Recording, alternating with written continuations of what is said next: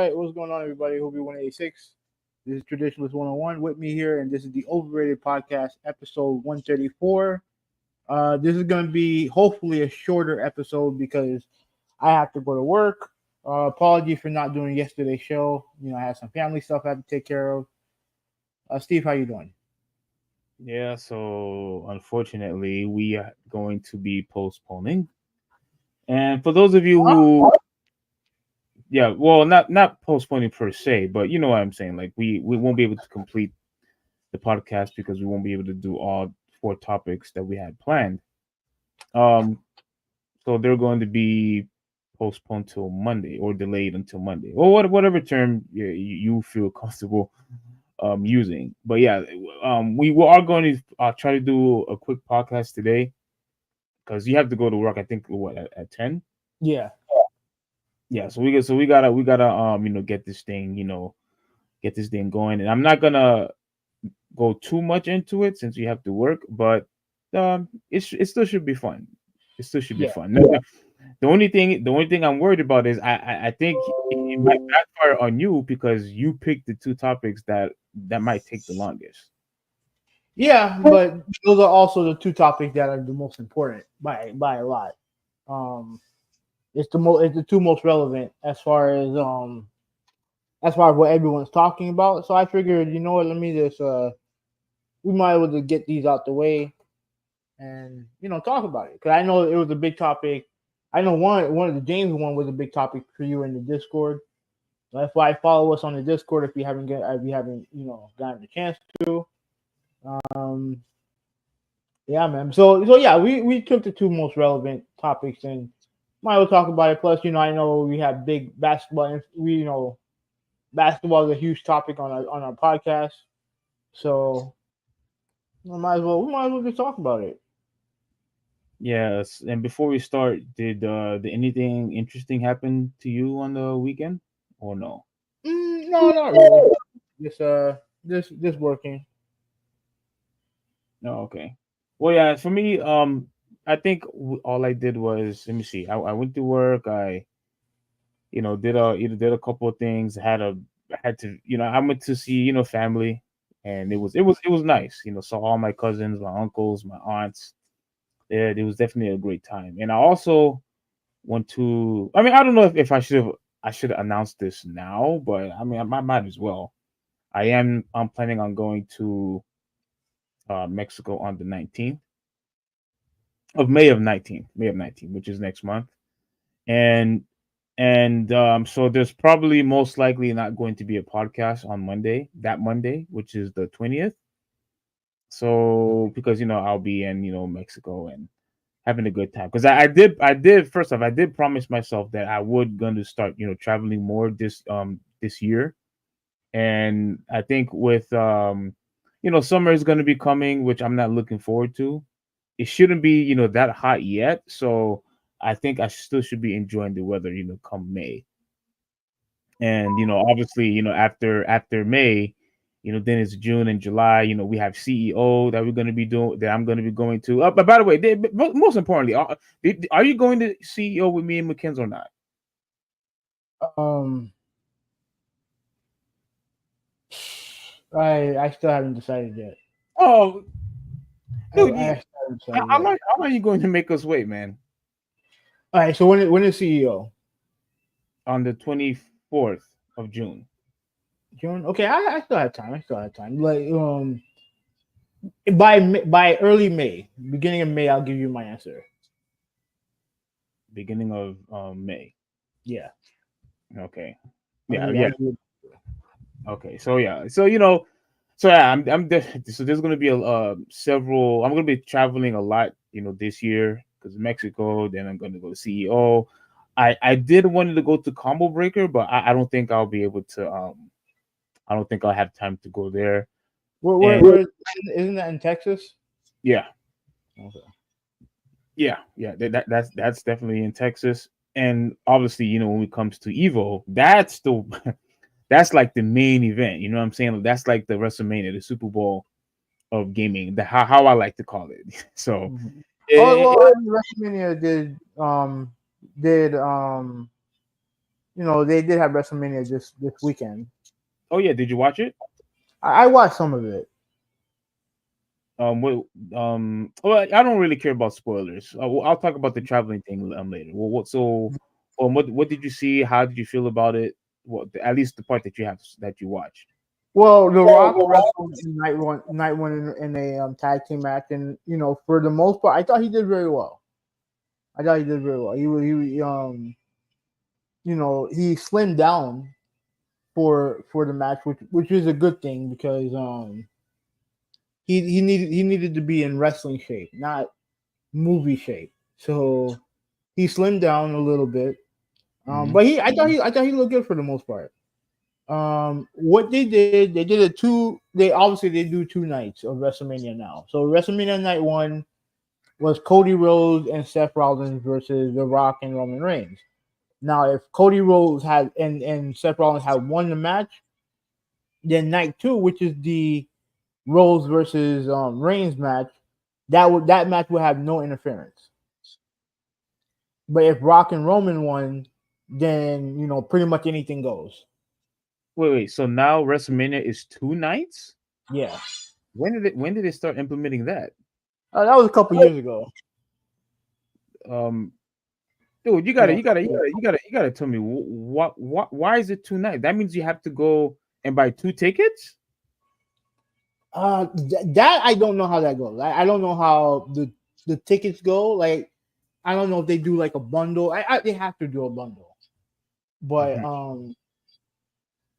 but yeah, but they do 2 nights now. Like they do 2 nights. There was a Japanese company, New Japan, they first did this a couple years ago. This happened right after the pandemic, pretty much just to make extra money. You know what I mean? Yeah. Promote a 2 night event for extra money. And WWE decided to take that, pretty much take that model and use it for themselves. So they copied a Japanese wrestling company, Yeah, and okay, so they pretty much tried to emulate that, and but that's only exclusively for WrestleMania only, from what you're yeah, telling me. pretty much, yeah, yeah. Okay. And so and then the second night, the main event, Cody Rhodes won, but it came with a bunch of stuff. A lot of people like interfered, including John Cena. He came back. Then Oh the yeah, Undertaker, yeah. yeah. I saw like a screenshot of them celebrating and lifting them up in the air. Yeah, yeah. Yeah, Go ahead. and then Undertaker randomly showed up and chokeslammed The Rock. Yeah, I saw that one. And Yeah, I don't know how they didn't get copyrighted, but somebody posted that I think somewhere on Twitter. I'm like, yeah, wow, okay. How'd you feel? How'd you feel about that? it was random. It was random. Like if it was Stone Cold, that would have made more sense because that's Rock's greatest rival. It's Rebel, But correct. like I said, it was just there for a pop. So it wasn't a big deal. At the end of the day, Cody Rhodes won the match and he ended the very long title reign of Roman Reigns. Oh, So how long was he champion? man, I want to say I think what was it? Yeah, hold on. Let me get an accurate number because it was a long time. I would say I probably almost 3 years. Wow, that's a long time. Yeah, Wow, yeah, it is. Hey, Brian, what's going on, man? How you doing? Brian, what's up? I'm still waiting. I'm still waiting for you on that gym, man. When are we gonna hit the gym, bro? I'm still holding you. I'm still holding you to that, man. But yeah, what's going on, Brian? How was your weekend? It was over 1,300 days as champion. So Yeah, that's pretty much equivalent to. Wait, hold on. Wait. Did I get the right number? That's pretty much almost 4 years. that's insane, man. That I mean, look, I'm happy for him that he had the belt for that long, but I think it was definitely time for because after hearing you and so many people complaining about how Cody got screwed and whatnot, Yeah, it was pretty cool to see. And I didn't watch the match obviously, but it was kind of cool to see how people were like, celebrating, and all over social media saying, "Oh man, this was a great thing, for him. It's good for the business, blah blah blah blah blah." So congratulations, to him. How was the match? You think overall you thought? I really only watched the ending. But I mean, their last match, the match they had last year was good. So I wouldn't be surprised if this one was pretty good too. But I just saw the ending. Hmm, I'm surprised. I thought you would after all the times you had defended the guy and how he needed a title shot and everything. I'm surprised you didn't watch the whole thing. No, 'cause I kind of knew that. I kind of knew what was gonna happen. I knew what was gonna happen. So Okay. so I mean, it what it is. I'm happy for him. Like it was time. It was time. So I heard what's her name? The chick that you like. What's her name? With the crazy makeup. Oh man, what's her name? are you talking about Rhea Ripley? Yeah, I heard she still kept her title. Yeah, yeah, yeah. She won her match. Yeah, that was actually the opening match of night one against Becky Lynch. So she won that. I really thought that the WWE was really trying to push, for Becky, but they made her lose.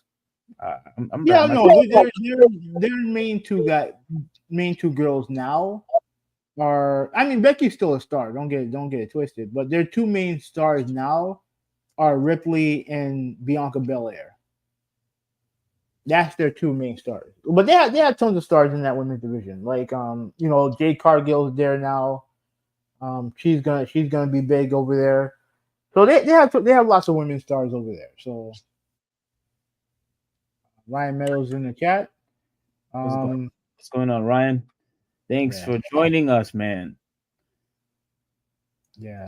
Uh, So Brian says, "Bring back the Hardy Boys and Lita."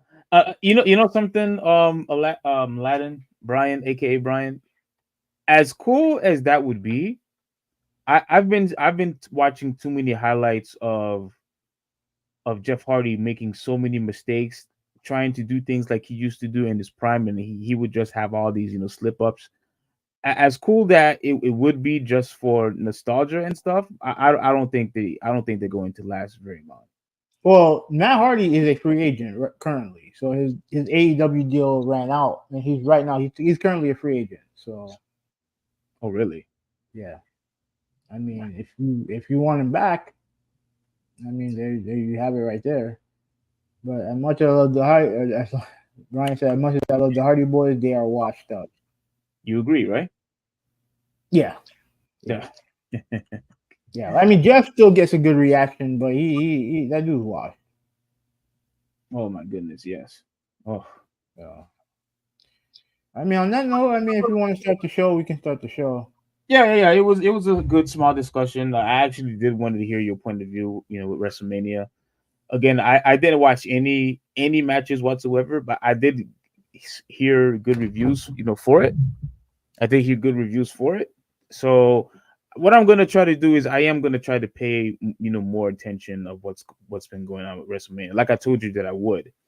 Um because I do like, some of the roster, I think in my opinion is pretty decent. Yeah. And the thing is I really have to give WWE credit because I am truly amazed of the women's division. I really am. Like I don't. I'm not saying back then, especially in the Attitude Era, we didn't have good, decent women wrestlers, but here I think it's the best women's division has ever been throughout WWE history. I don't know if you agree with that, but Easily 100%. what The happened? WWE, yeah, easily 100%. Like the women back then, they were just eye candy for the most part. Yes, yes. Now they're legit wrestlers.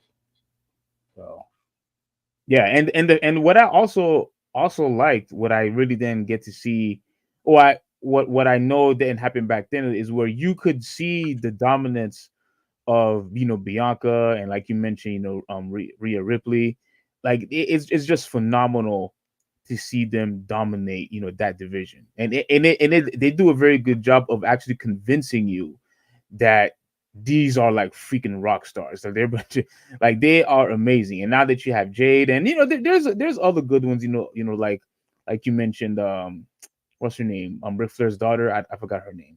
Charlotte. Yeah, I think she's decent. I think Leah's also decent. And I like Sasha too, but I Oh, think Sasha's in AEW. oh she is. Mm-hmm. Oh okay. Wait, she is. I thought Yeah. she was in WWE. No, she's in AEW now. When did this happen? Well, I mean, she left the company like 3 years ago, and she went to Japan. She got hurt, and then recently they recently signed her to AEW. She goes by Mercedes Monet. Oh, so this was recent. Okay. Yeah. Oh, okay. All right. Well, on that note, thanks for the feedback. One last question. Out of 1 to 10, what would you give? At least the stuff that you saw. Oh well, night one I saw most of night one. I haven't seen all of night two yet, but night one I thought was okay. I probably give it a 6 out of 10. Um, 6. yeah. Okay. No, because there's stuff. Like first of all, I get it. Like I get you want to pump up, sponsors and whatnot. First of all, that Prime logo in the middle it looks like dog shit. And commercials in a WrestleMania, I just don't. I'm not feeling it. Now, okay, before you continue, the commercials that you're talking about, are they at least, is the format at least similar to how they do it in UFC? I guess you could say that, but worse when it comes to commercials. It's worse. Okay. Yeah. Oh boy. Okay. Yeah. So And this is minor price. and the second one you would grade it what? No, I haven't seen all of the second one yet, so I only saw really the main event, so I can't really grade the second night. But based on what I can tell, I thought people would say the second night was probably better than the first night. Mm-hmm. Oh, so shout out to Ruben. He's in the chat. He said that got off the flight about 4 hours ago. So I guess he's down here. I guess. Oh, cool. Also, I'm going to give a shout out to Brian. Obviously, Brian, thank you for watching us. Ryan Meadows, thank you for watching us, and Nolan, thank you guys all for being here. It's a little late. Like it's a little late, but thank you guys for joining us. You said that last match was shenanigans. Yeah, lots of interference. Night one best match was Zayn versus Gunther. Night two was amazing. I agree with that. I agree with Zayn versus Gunther. Mm-hmm. And Ruben said Thursday, Dave and Buster. So okay. Do you how do you feel about that crazy looking woman, the one with all the paint all over her face? I forgot her name. Is she good? Yeah. She's been wrestling. She's been wrestling for a long time. Okay. All right. Yeah, she's one of the best wrestlers they have. So. And I heard good things about Morgan. Do you agree that she's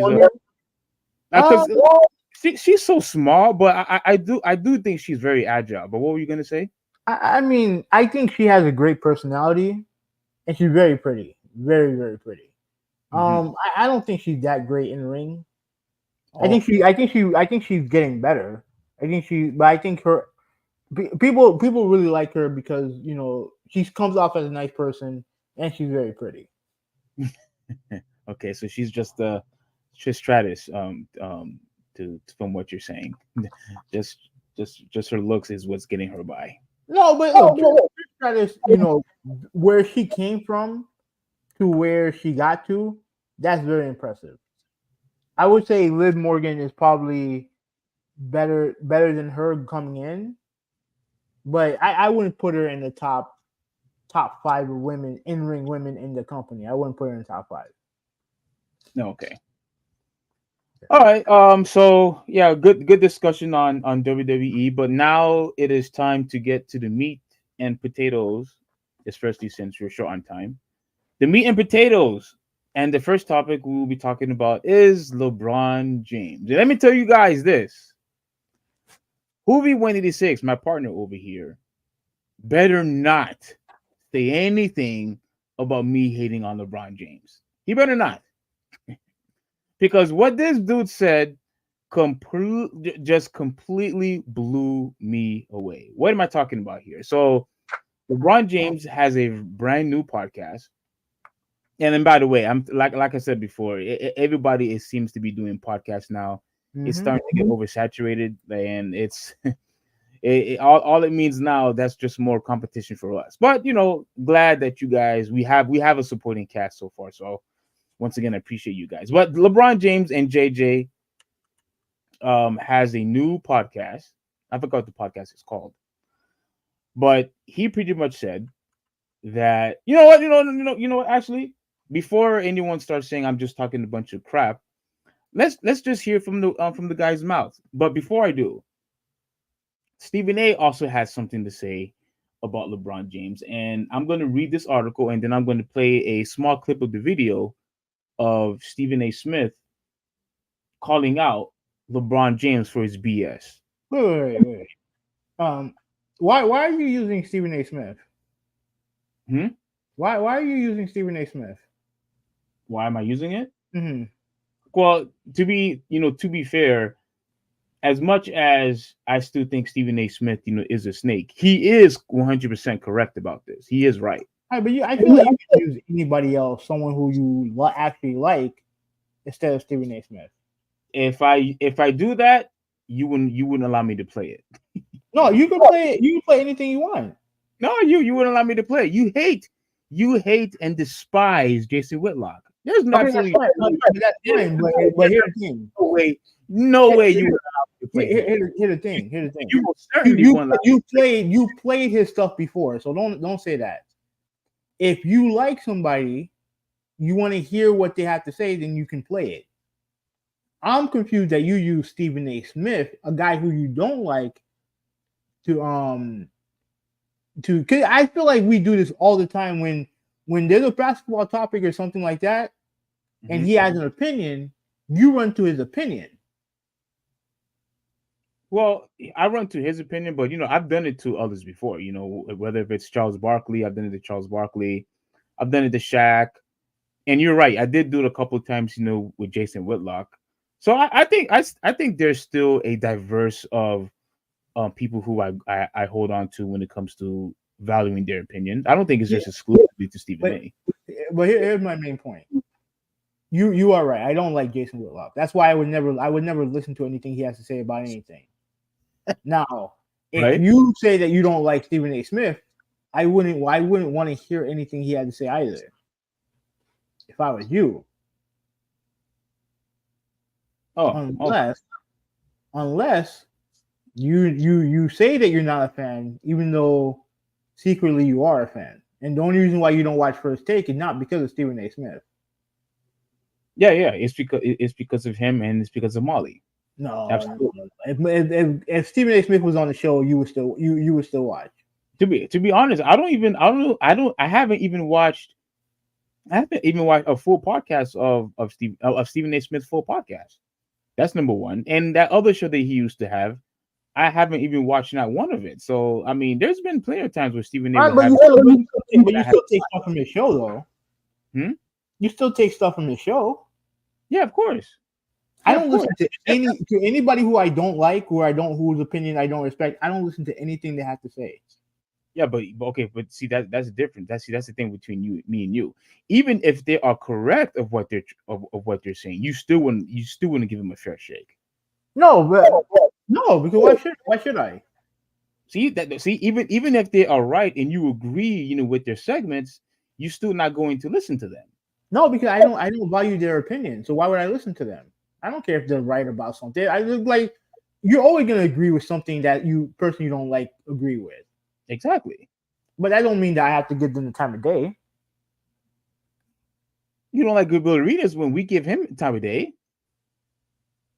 No, I don't dislike Gilbert Arenas nowhere near as much as I dislike Jason Whitlock and other guys. Okay. Oh, like what's his name? From Outkick. You don't like him either. No. Yeah. damn, I forgot his name, but you know what I'm talking about. All right, so What's going on, Whitney? How you doing? hey Whitney, what's up? Are you looking forward to me talking trash about LeBron James? Get your popcorn ready. So LeBron James, no. So Stephen A. Smith said that is some straight BS. Stephen A. Smith berates LeBron James amidst 2011 Heat roster complaints. So you have a guy like LeBron James who's arguably at the time, especially around 2011 when he first went to Miami, that he was the best player in the league. Now, of course, you had some people said it was still Kobe Bryant. You had people that would say, oh, that is Tim Duncan, etc., etc., right? But a lot of people claim what happened. No, go ahead. Continue. Do your thing. A lot of people would say that it's LeBron James. As we all know, when he teamed up with Dwayne Wade, anyone could argue. Again, people may say it's Kobe Bryant, but you would have people, and I think Hoovy was one of those people that claimed that Dwayne Wade was the best shooting guard in the whole entire league at that time. Especially when he was winning the championship with Shaq and whatever. A lot of people will claim that he was the best, and you have Chris Bosh. To me, just by having those three guys, you're pretty much off balance the whole entire league by just those guys alone. And it's not like LeBron James didn't have decent players, around him. He had Mario Chalmers, he had Mike Bibby, he had Udonis Haslem. My baby stunk around that time. That dude was washed. You think so? He was absolutely washed. I mean, his defense got far better though. He was washed. I mean, no, he wasn't the same guy like he was, when he was in Sacramento. Obviously, no. I don't expect that. But he should have been a lot. He should have been decent. He wasn't that. He was washed. That's why he got replaced in the starting lineup by Rio. But even when he was with Atlanta, he made that team relevant too. All right, but he didn't do it in Miami. Well, I think you just didn't want to give the guy a chance. I did, and then I watched him play, and I was like, no. All right, so Stephen A. Says, okay, no, this is I'm gonna read a couple of sentences, and then I'm gonna want to play the video because again, we're short on time, so I'm gonna try to make this fast. So during a recent episode of this podcast, LeBron James touched on his time with the Miami Heat. After making some comments about the team's roster back then, one analyst quickly clapped back at the 20-time All-Star. On this podcast, Stephen A. gave his thoughts on some LeBron recent comments. He agreed that the Heat don't have much cap space to work with after signing 3 stars. However, Stephen A. shifted the focus to the 4-time MVP play not supporting by not having a supporting cast. And all right, so I think it's right here. So we reached it. So let me just play it. Let me move on, okay? Because I don't know whether or not y'all have checked out LeBron's new podcast, Mind. Can you hear it, by the way? Yeah. Okay. The Game with the one and only JJ Redick. To say this, let me get this out of the way. It's pretty damn good. I give both of them mad credit for it. We should all watch it. We want to hear about the subject of basketball. Those are two brothers worth listening to, no doubt about it. But that doesn't mean that occasionally LeBron don't get on my damn nerves, or he won't get on my damn nerves. Because he said something this week that caught my attention about his early years with the Miami Heat, meaning year 1 in Miami, and talking about filling out that roster around him with Dwayne Wade and Chris Bosh. Before I even go any further with my opinion, which I will openly confess pissed me off, take a listen to this clip, please, courtesy of 3. Is this thing skipping? Like, do you hear that it's skipping? Yeah. Well, I don't know what's up with that. Okay. 342 Productions and Uninterrupted. Check this out. My first year in Miami, we had a big 3. And everyone said it's a super team. Super team this, super team that. but we had to build our team around all minimum guys, which was still okay, but we didn't fill out the complimentary guys enough. Yeah, we had Rio, we had Udonis, but we didn't have enough as far as enough complimentary guys to actually make it all work. And we still made it to the finals. And we still probably should have won the finals, but I still give credit. Listen. Okay. So you're talking about that you have minimum guys and this and that, but yet you made the finals anyway, which completely negates your whole entire point. To me, and honestly, who we won 86, I don't even have to finish the rest of this video. By that alone, completely negates your statement. Completely. And I'm still going to play the rest of it. But once again, this dude is talking out of his rear end. You made it to the finals. Clearly, you had enough. And not only that. Now, obviously, people will say, well, the roster, had changed when they went to the finals, 4 straight, which is fine. But you went to the finals. You lost. You won. I think they won game 1, I believe. Mm-hmm. And even though you lost in game 6, the fact that you were still able to compete with you playing like trash is a clear indication that you had enough to win. You did. So I don't want to hear anything about you. Oh, you had minimum guys, and I don't want to hear none of that BS. This is the reason why so many people hate LeBron James now. It's not because of the flopping that he likes to do, but because of all the excuses, all the times he wants to change the narrative.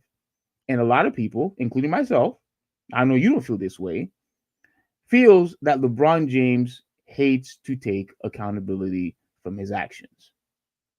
That's why.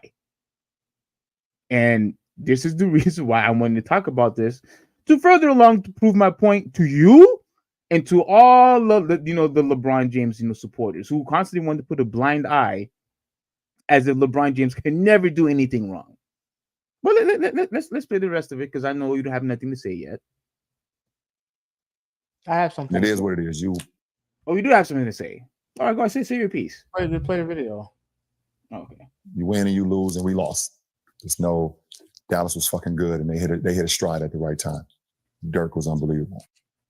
But my second year, we was able to grab some complimentary players and role players that really just, I'm talking about superstars in their roles.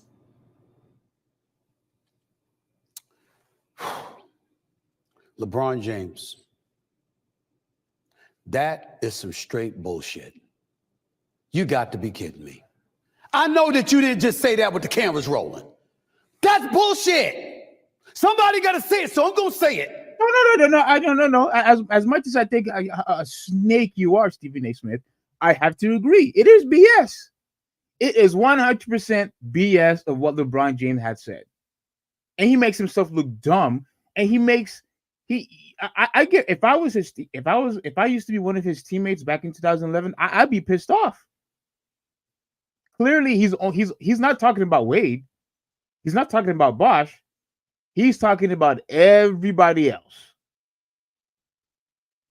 Now let's get this out of the way right now. Put up the roster that LeBron is alluding to. LeBron is telling the truth, ladies and gentlemen.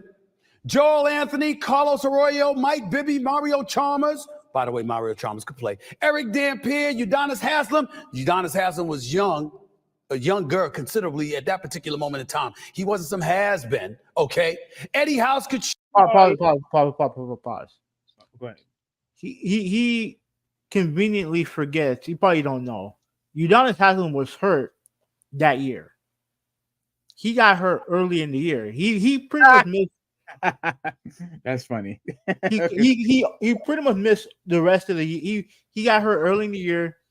Did not come back until the Chicago Bulls series, game 2 of the Chicago Bulls series. Now when he played, he was outstanding in that game. Mm-hmm. But clearly you can tell he was still dealing with the foot injury. So he completely forget. So he probably didn't know. But continue. No, yeah. You're probably right. You're probably right. No, I am right. I lived it. I am right. No, my bad. No, you're one. No, I got you. Yeah, you're 100% correct. But yeah, even though he played great in that one, you could tell he just wasn't 100%. You know what I'm saying? So I get you. Juwan Howard, Zadrunas Ogorskis, James Jones, Jamal Maglio, Mike Miller, Dexter Pittman. I don't know why Jerry Stackhouse was on there. He's only there for a month. He wasn't on the roster in the NBA Finals. LeBron. Now, do you know the situation? Because I completely forgot about that. Did you know the situation with Jerry Stackhouse? Dude, I ain't gonna lie to you. I forgot he was on that team. Oh, okay. I completely forgot. Okay, no shame in that. Yeah. You want to make the argument about your roster. I totally understand. But you see, this is why I respect the man. I revere the man. He's number 2 on the Mount Rushmore all time. He ain't the GOAT. This is the reason why. I hope you're listening, Shay. I hope you're listening, Shannon Sharp, who likes to call LeBron James GOAT James. Oh, I want to see what your response is to that sound. Because let me tell you something right now, ladies and gentlemen. Let me give you a taste of history. That roster that LeBron James is alluding to, he makes valid points. He's not wrong about the roster. My point is, what the hell does that have to do with you, LeBron? What does that have to do with you? Now, why would exactly? What in the world does that has anything to do with how you played in the NBA Finals? You didn't play like an elite star. You didn't play like an all-star. You didn't even play like a star. You just played like a regular average player. You know how matter of fact, he didn't even have better numbers than Jason Terry. I don't know if you knew that. He didn't even have his points per game wasn't even higher than Jason Terry. And I know you don't like Jason Terry either. And I know you don't really have I mean, I'm not saying you have a huge disdain towards Jason Terry, but I know you didn't really like that guy that much. No, but like, come on, dude. Come on, bro. What does that anything? You see what I'm saying? How he didn't address of himself. Well, I don't know if that's true or not, because I think in the same podcast he did say that he struggled in the series. That's what he said. Okay. He's okay.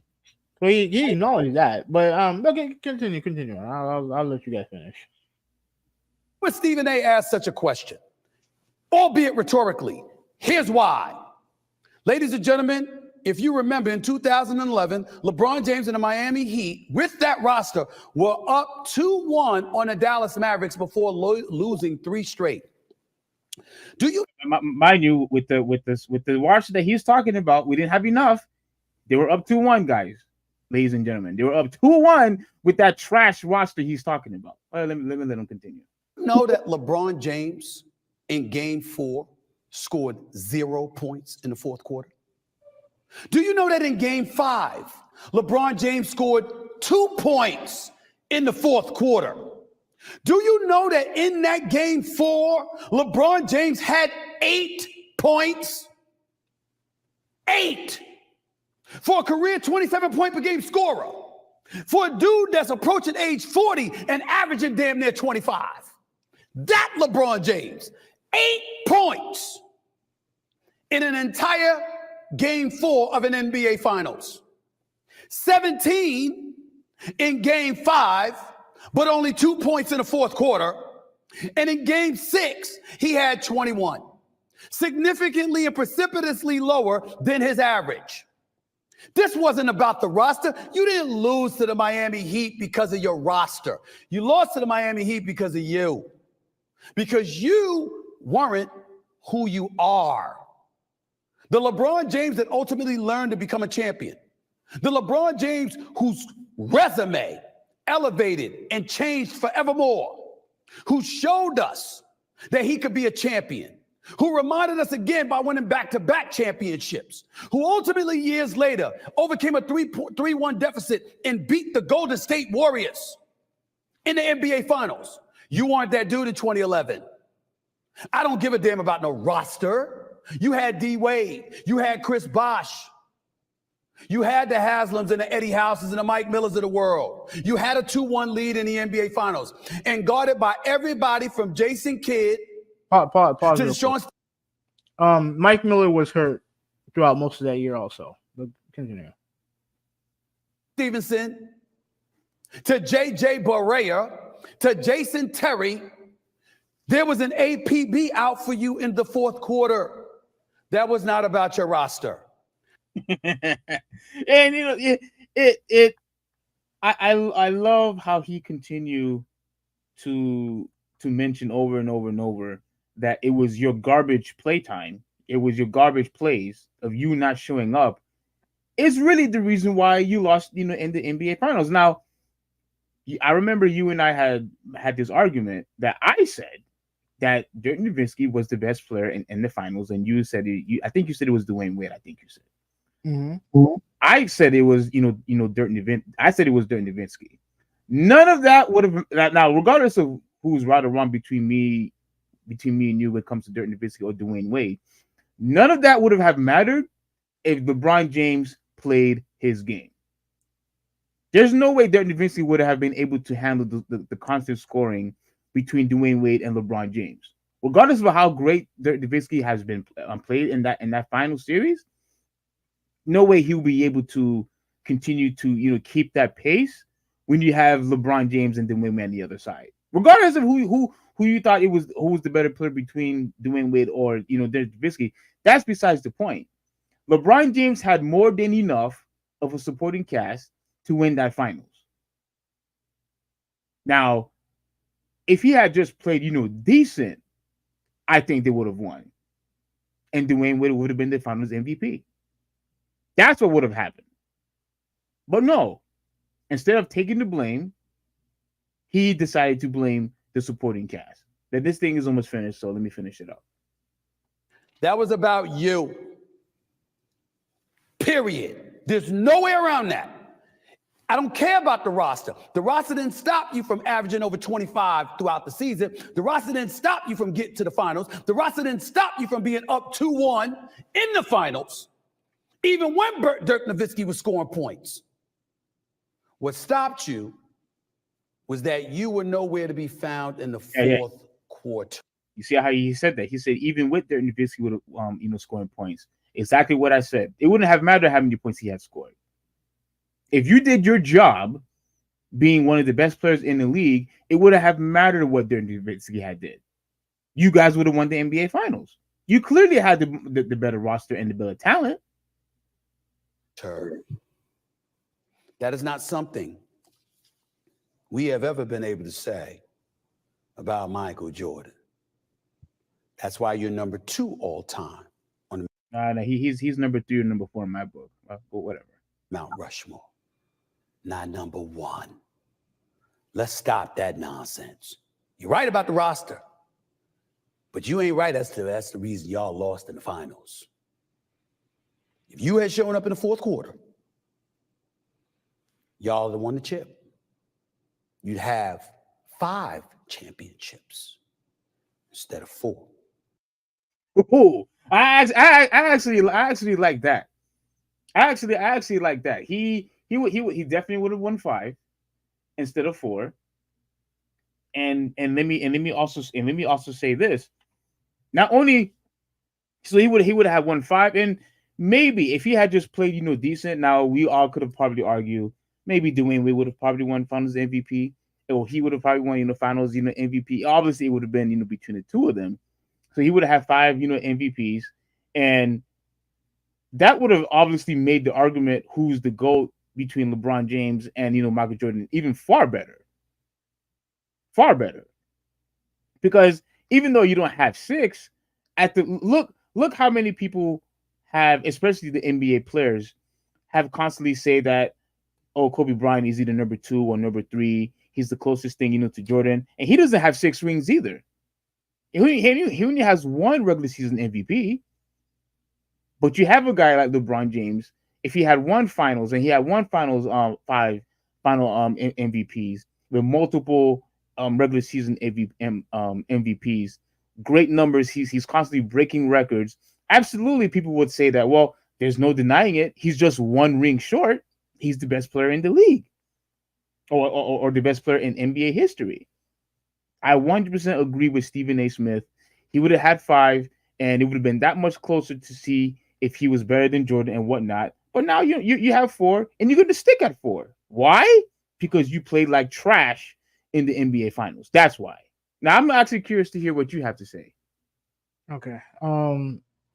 Here's the thing. First of all, he never outright said that was the reason why we lost in the NBA Finals. He never outright said that.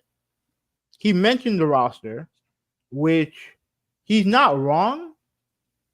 But the problem is that even with all that, I would argue that no. Their final year was their easiest road to the finals. But the year 2011, they beat who was the first team they beat? Crap, I forgot. Who was the first team they faced? I think it might have been Philadelphia, but whatever, they beat them. It don't matter. They beat them. Mm-hmm. Then second round, you played Boston. You beat them in 5 games. Chicago, you beat them in 5 games. Mm-hmm. You were up 2-1 against Dallas. You should have been 2-0 up against Dallas, but you blew that lead in game 2. You win game 3, and you're up game 4. The problem with what LeBron James said in that case is that even with the roster, like you may call it, you say, "Oh, it's not a super team, whatever." Like you had 3 top 15 players. It's a super team. It is what it is. Is he right about the roster? Yeah, because their roster, that's the weakest roster they ever had. Easily the weakest roster they ever had. But even with all that, you were in the finals and you should have won. You should have won the series. And the reason why we didn't win the series is because of you. It is what it is. Wow. So you actually I did not expect for you to say that. Why you not? I said this already. The reason why we don't have a championship in 2011 is because of him. All he has to do is play average and we win. But he played below average. He played below his standards. He played below his standards, and I don't give a shit what Dallas did or whatever. The facts are that if you play like LeBron James, we win that championship, and we win it pretty easily as far as I'm concerned. Oh, you think you would have won it easily? Yeah. Okay. Yeah. Regardless of who you had on the team, yeah, they're those role guys were garbage. Let's be real. A lot of those guys were either past their prime, way past their prime, or not good. But at the end of the day, you still had Bosch and Wade with you, who played great, by the way. Yeah. So as far as I'm concerned, like I said, I don't want to sit there and act like he used that roster as an excuse because he did say that he played like garbage in the series. I'm sure he said that in the podcast. But to me, like I understood what he was trying to say, but at the end of the day, it don't fucking matter. You had the opportunity to win, you didn't win, and the reason why you didn't win was because of you. It's that simple. So despite of you agreeing with the whole roster stuff, you're gonna put that aside and say it is 100% on LeBron James why they lost. Yeah. Oh, who else am I gonna blame? Like I'm gonna blame Mike Bibby. Yeah, he stunk. And what I'm gonna blame Rio? No, he was young. He was a young player. Well, I'm gonna blame Udonis Haslem. No, he's a role player. At the end of the day, you win because of your stars. And we had 2.5 stars that in that series, not 3. And the biggest star on that team didn't show up.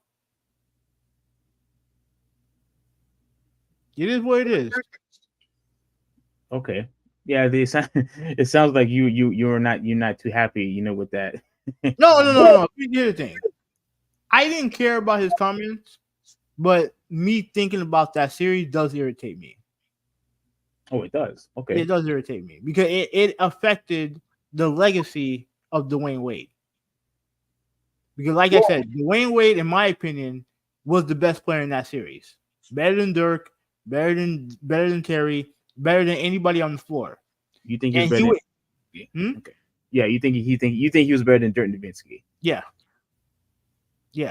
And he would have won Finals MVP if LeBron James had been decent. Hell, LeBron James might have even stolen the MVP if he was decent. Mm-hmm. But he did. But he was garbage in that series. He played below his standards. And just thinking about it now does irritate me. Because here's the thing. With San Antonio the second time around, they were clearly better than us. Clearly better. Lakers, they were better than us. Nuggets, they were. Yeah, I'm talking about like the championship that we've lost. Oh, okay. Like Lakers, Lakers, they were better than us. Nuggets, they were better than us. The Dallas Mavericks series is the only series that we lost, is championship series that we lost, where I know for a fact that the better team didn't win. I know for a fact that they weren't better than us. Mm-hmm. And the only reason why they beat us was because our best player didn't play like garbage. Oh, I'm actually thrilled, that you said that. I'm really glad that you're not over here attacking me, saying that I'm just a LeBron James hater. I mean, you are a LeBron James hater, but like the truth is the truth. It is what it is. All right. Well, okay. That's fine. That's fine. But once again, I'm gonna just say this one last thing, and then we'll move on because I think we're almost an hour in. Yeah. It goes to show once again that what LeBron James do is look for excuses. He always tries to look for a way out. He always tries to change the narrative. It's always somebody else's fault. It's either a player's fault. It's the coach's fault. It's whoever's fault. It's the owner's fault. He's always blaming somebody else except himself. And that's the reason why so many people dislike the guy so much. He's a prima donna. That's what he is. And to me, I've lost even more respect for him to even mentioning, that roster, because it wouldn't have mattered if you played great. You were the one that decided to go to that team. You were the one that decided to make it public to leave Cleveland to go to Miami and have a big three. You were the one that constantly said that it was going to have not 6, not 5, not 7, whatever rings. You only were able to win 2 in that, for that city. You were the one that did all of that. And what did you sow for it? You played like garbage. And instead of taking accountability for it, you decided to come into this new podcast that you have. Wait, you keep saying that. I told you in the podcast that he said that he played like garbage in the series. I need to look for that, but we don't have time. Well, yeah. I'll go and check. But to me, even if he did say that, to me, he is putting more blame on the roster instead of himself. Would you agree with that? Yeah. No. Like I said, it's hard to say, but if I'm him, I'm not bringing up the roster, even though I understood what he was trying to say. The facts are, if you played like half decent, we would have won the series. Agreed. Yeah. Agreed. Okay. So we could I guess you and I are in agreement here, when it comes to LeBron James. Unfortunately, now it's great that he were able to win, 2 finals, and 2 finals MVPs. You got Miami 2 additional championships, which is great. But Miami obviously could have had more, regardless of how great Dirk Nowitzki is. Now look, shout out to Dirk Nowitzki. He had an amazing playoff run that year too. Now you and I could obviously debate over and over and over again when it comes to who was better, him or Wade. But that's for the topic for another day. He did a really good job, in that series. He definitely deserved Finals MVP, but he doesn't win if you played great. That is all. Let's go to the comments. Yeah. All right. So my sister, she said that she can't stand LeBron. Where is that at? Where is that at? Yeah, right here. I can't. Yeah, here. Whitney, if you're still here, I'm very curious. What's the reasoning for you what's your reasoning why you don't like LeBron James? I'm curious. He watched Mike Bobby play and said no. That was No, that was she said. That was she said. But she meant Bibby. But I mean, mine will be Mike Bobby. Like he was just as good. You know. Ruben said that. Yeah, that comment pissed me off. He's scared to post up JJ Barea. Don't think I spelled his name right, but you know what I mean. Like, it don't matter how you spell Brea's name right. If you have opportunity to post up Brea, you post him up. Now I don't remember that part. I don't remember him having opportunities to post up, JJ. But I'm trying to remember. Did he even have a good post up game? Around that time, I thought it don't matter. Like the guy, this dude's 5'0". He's my height. You're 6'5". You're 6'6". Don't go over his fucking head. Like you're the best player in the fucking world, and you let some fucking let me calm my ass down. Let me calm down. You let this little guy post you up. I wouldn't call him midget. I ain't gonna lie to you. Yeah, he is short. Isn't he like Isaiah Thomas's height, like 5'9", 5'10"? He's a lot shorter than LeBron James. That's the point. Now you see what you did. Now I'm reliving 2011. You're getting me upset and everything like that. I gotta calm my ass down, man. Oh gosh, no, but look, it is true. If he had opportunities to post up a little guy and you choose not to, you're taking all these jump shots, for some reason, and then you just don't even play at all. You just decide not to play at all. Like he's not scoring only 2 points or 0 points in the fourth quarter is unacceptable. Especially with all the stuff that you all the strings that you pulled, to get the team together, and you play like that. Yeah, that shit. Shame on you, dude. Shame on you. Yeah, when he said, "Wow, you guys actually agree on something," he said, "I don't." Go ahead. No, yeah. We actually agree on something, which is not common. Like it's not a common thing for us, to agree on stuff. But that's what actually makes the podcast good. I don't like LeBron because, like you said, he's always making excuses for something. And she said, "I'm mad because I have a finals T-shirt for that year." Oh my god! Oh my god! Oh Whitney, that's hilarious. Like you actually had a shirt for the finals, and you guys lost. That's hilarious. She did say the shirt is comfortable. Oh my gosh, that's funny. That's funny. My bad. Yeah, no. Like no, we're good. We're pretty much done with this topic. Okay, yeah. So all right, so on to topic number 2. This topic, whew. Oh my goodness. Okay, so before you go, do you have the Sam Acho video? Yes or no? I thought you had it because I remember. No, it's cool. I'll get it. I'll get it. But go ahead. Do your thing. Okay, yeah. So I have like one short video of I think it was the press conference of her talking about the loss against what? Clayton Clark. Yeah, Caitlin Clark, Iowa. So she starts. No. For the sake of time, but let me just play the video, so you guys and gals could watch. Let me see, where is it?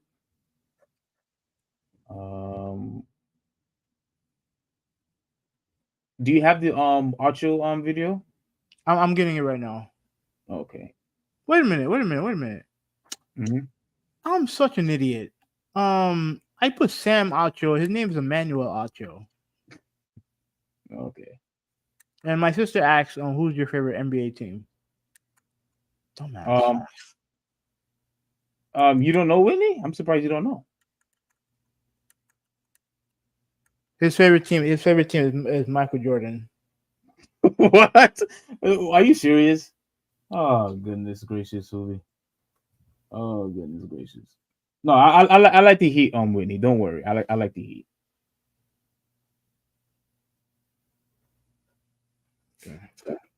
You got the video, right? Yeah, I'm trying to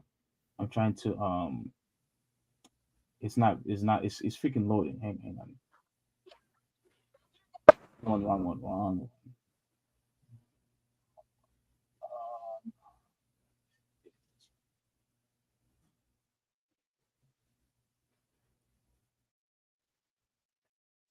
Okay, here we are.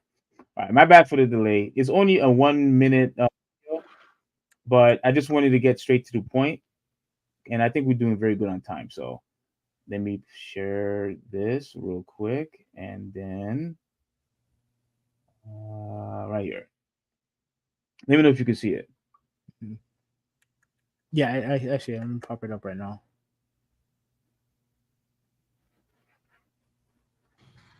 You see it? Mm-hmm. All right. I don't really get to stand up for myself. I mean, I have great teammates. I have a great support system. I got my hometown. I got my family that stands up for me.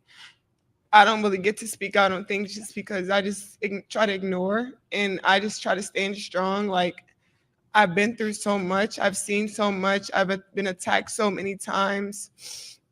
Death threats. I've been sexualized. I've been threatened. I've been so many things, and I've stood strong every single time. And I just try to stand strong for my teammates because I don't want them to see me down and like not be there for them. So I just want them to always just know, like, I'm still a human. Like, all this has happened since I won the national championship. And I said the other day, I haven't had peace since then. Okay. Stop the cap.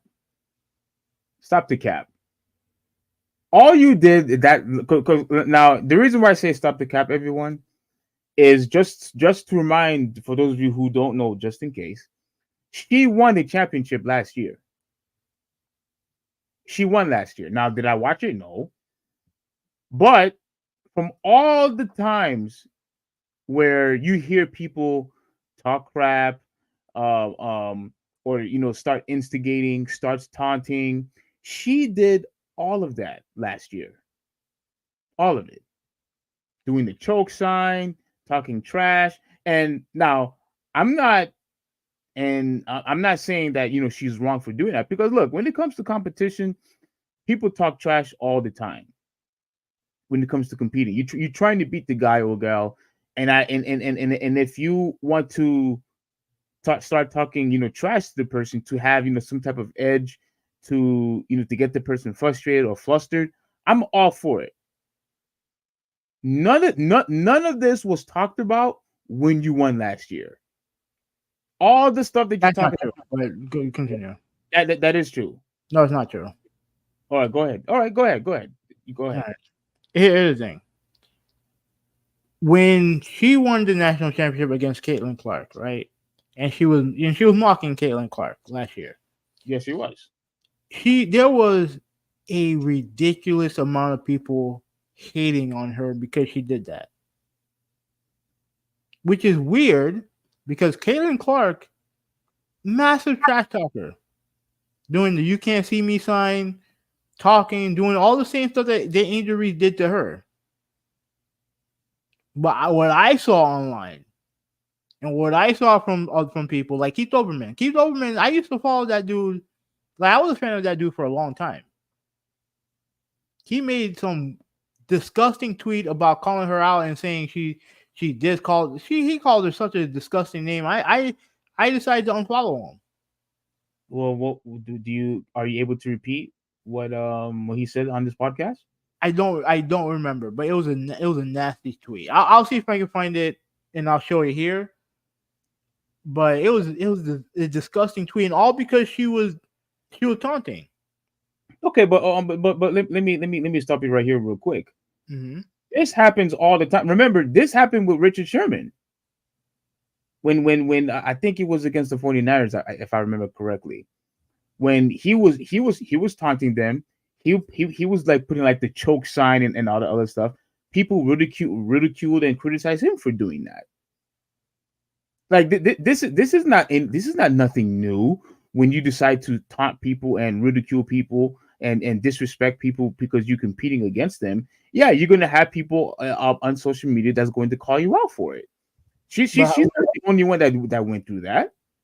no, but if people are just calling her, well, when it comes to, I don't remember the whole Richard Sherman thing, but obviously he has a big mouth, so people are going to, he's naturally going to have people who don't like him.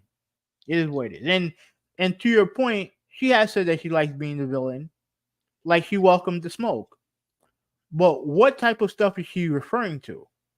Because if it's just criticism of her play or people booing her, I don't know if we get the same type of reaction. Like I said, I don't know. But if she's getting death threats, we can all agree that's beyond the pale. Which a lot of sports figures gets all the time. But that doesn't make it okay. No. It doesn't make it okay. But let's not act like that's something that's not common here. No, but it don't make it okay. It don't make it okay. We're not going to excuse death threats because there was a New York Mets wife who pretty much echoed the same thing because her husband apparently struggling right now, and she's saying that she's getting death threats, and she even posted some of those death threats saying that, oh, I hope and this is to her husband, I hope your kids and wife die in front of you, all because he's struggling. You can criticize the game, but when you go to that point, that's a no. There's no excuses for it. It's a huge no, and I agree with you. But you also I can't remember if you agree with me or not. Mm-hmm. But we talked about this before in the podcast last year. When you decide, because I think we mentioned this when it came to, I think it was Chris Paul. We talked about this when it comes to Kendrick Perkins when he mentioned it, and Russell Westbrook.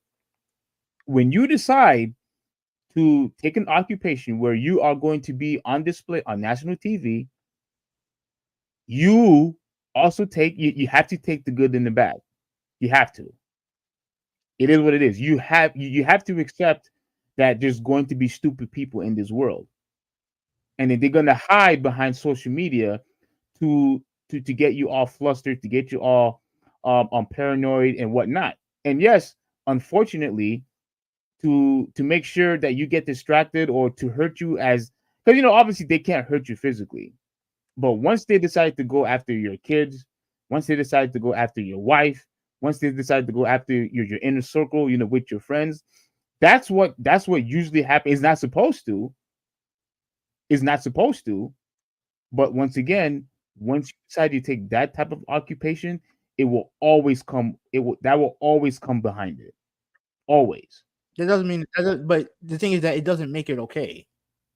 No. Nobody says nobody says it's okay, but that's the risk that you take once you decide to become a public figure, and especially if you're going to play bad. Yes, people are going to go after you.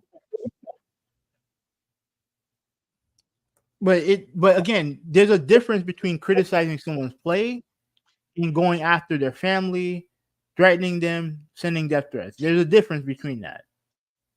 100% agree. Like he apologized for, yeah. So you see here, Keith Olbermann apologized for calling Angel Reese a fucking idiot after taunting battle goes viral. Oh, I mean, like I thought you. I thought it was worse than that, but even still, you're a fucking 70-year-old old man calling a college girl that, all because she's doing something that a white girl did countless times and you ain't say nothing about it. So that's why I had to unfollow him. Oh wow! And trust me, his politics are just as long as a line as mine are. But even still, I don't support people who call other people that, especially young girls, especially young black girls who have the nerve to be boisterous about their accomplishments. I ain't got time for that. I ain't got time for that bullshit. Now here's the thing. Now I agree with you when you say that it does come with the territory when you play in a public forum. I agree with you there. But there's a difference between criticism and something that goes beyond that. Like with the Russell Westbrook thing, I don't mind. Like we were talking, I think we were talking about Skip Bayless, right? Yeah. I don't mind Skip Bayless criticizing his play because he played like garbage. He was playing like garbage. Yes.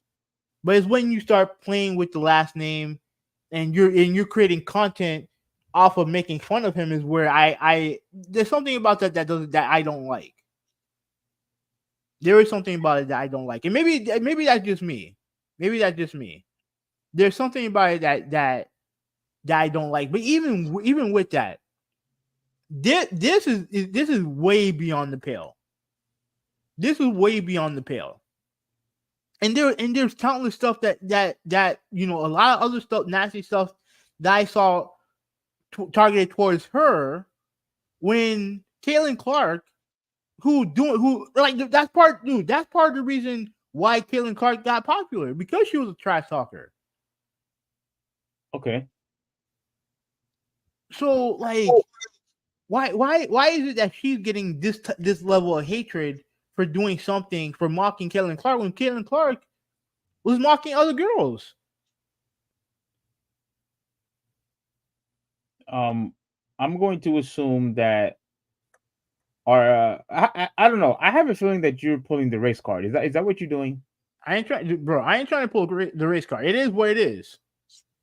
It is what it is, and we gotta get to the San Macho stuff. I keep calling San Macho, Emmanuel Acho stuff in a second. Mm-hmm. But if you don't think this is a big part of it, then Steve, you're living in denial.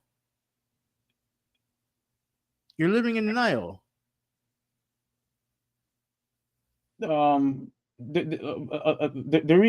reason, again, the reason why I don't think so, because I had a feeling you was gonna go in that territory, in that space, when it comes to the race portion of it, because like I said, when it came to okay, I mentioned Richard Sherman. I know you say you don't remember, Mm-hmm. but now this is slightly different. This is slightly different. But all the times when Tom Brady, was going off on his players, he got criticized for that too. He did? Yeah. I didn't hear it. Well, you know what I did see? A What's lot that? of people saying, "Oh, how is it that Tom Brady can do this, but yet when Terrell Owens do this, he's a cancer?" Now, mind you, I am not a Terrell Owens fan at all. Okay. I don't like Terrell Owens at all. Right. I think he's a prima donna. I think he's a loser. I think he's a bitch. Straight up. Dude, Not a whoa. fan. You serious? I'm dead ass serious. I do not like Terrell Owens. Okay. But if that was Terrell Owens doing that to his quarterback, as opposed to Tom Brady doing that to his wide receivers, the narrative would be a lot different. The narrative would be a lot different. Mm-hmm. You know what I mean? Like it plays a role, man. Especially in this case, because part of the reason why Caitlin Clark is so popular, like I said, one is the trash talking, two is the trash talking while being white. It is what it is. Yeah. Because the thing is that you had like, okay, you have Paige Beckers, she's white. The girl next to Angel Reese, I think Haley Van Lith, she's white. And in the WNBA they have a slew of great white players, right? Yeah. And like you said, they'll get more. They seem to get a little bit more favorable coverage than like, I'm not talking about light skin black girls, like pretty girls like Angel Reese. Like, yeah, she gets a lot of shit, but she's very popular. Well, I'm talking about girls like Aja Wilson, right? She's the best player in the WNBA. No one talks about her. Not to the level of her teammates, like Kelsey Plum. She gets attention because she's white, and I think she's pretty. Okay. And you have a slew of other white girls like Brianna Stewart. Like you have all these other girls in the league who are white, who are good, but Caitlin Clark, she gets the extra attention because she's white and she's a trash talker, and she's obviously great. but the level of vitriol that she got because of doing the same thing Caitlin Clark was doing, it just confused me.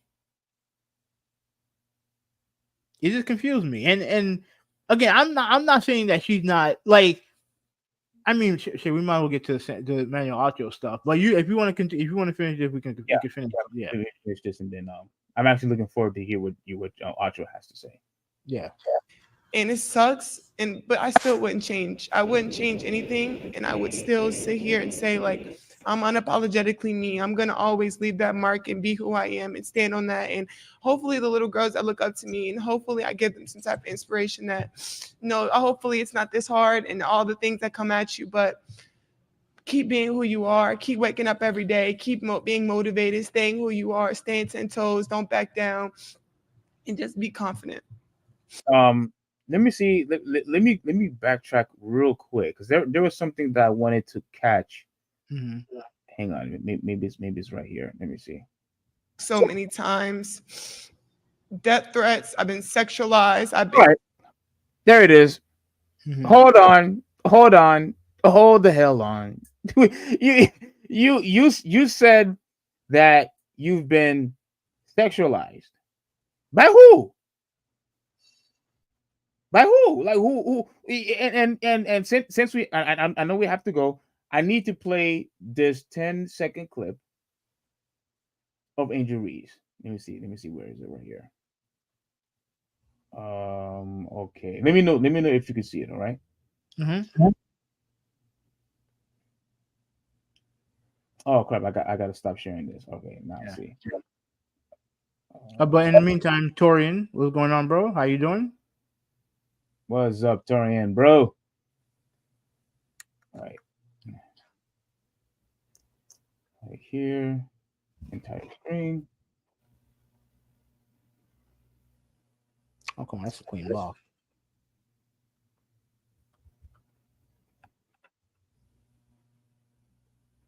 Can you see it? Yeah. Let me bring it up. Okay, cool. So she said that she was sexualized. Now I asked the question, well, by who? Oh, I know by who. I know by who. By you. And here's what I'm talking about. Yo, what is this? The poster girl's dress? This should look like an American Girl doll dress. Yo, put it to your body. Put it to your body.